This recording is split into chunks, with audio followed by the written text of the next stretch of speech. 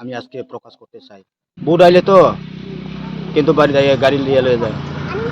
Vote কেন্দ্র গেলে এখানে তো কইনের লোক অভাব নাই, কিন্তু যে কইনের লোক ওখানে কোনো পাত্তা নাই। বারবার কইছে আমি, পার্টি নেতারাও কইছে, মিসাইয়া জানে, আমরা গ্রামের যে লিডার কয়েকজনও জানে।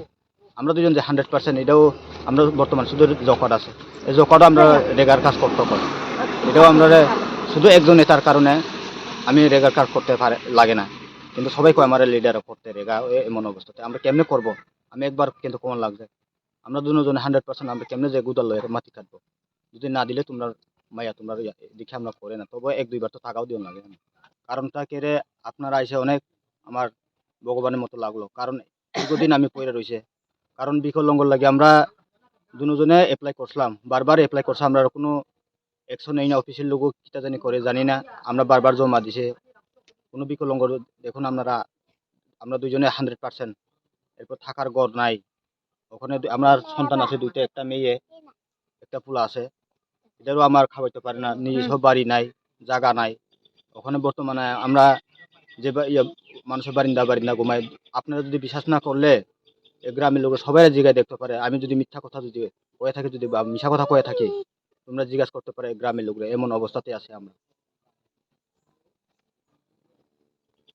আমার বক্তব্য হয়েছে, এখন আমরা মেন উদ্দেশ্য হয়েছে আমার মেন হচ্ছে বিকলঙ্গ ভাতা, এটা একটু কইরা দিলে আমরা একটু ভালো হইতো দুজনরে।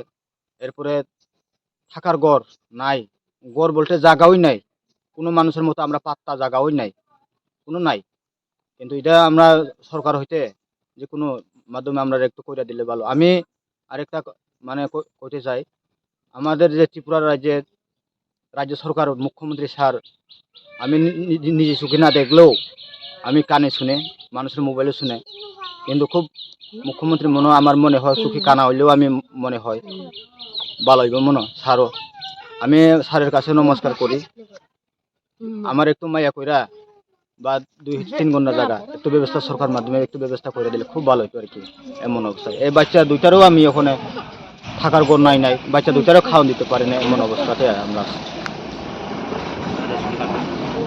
রেশন কার্ডও নাই, রেশন কার্ড এটাই আমি কইতে চাই, রেশন কার্ড যারা যে কর্মচারী আছে তারাও একটু আমাকে সাহায্য করলে খুব ভালো হতো আর কি। কারণ অফিসে গেলেও আমার কথা আমি তো দেখে না, কোন সেক্রেটারি কোন পঞ্চায়েত এটা জানি না, দরখাস্ত দিতে গেলেও একজনেতে একজন যাইতো, কয়েকজন থেকে একজন যাইতো, আমি তো দৌড়াদৌড়ি করতে পারে না, এমন অবস্থাতে আছে আর কি।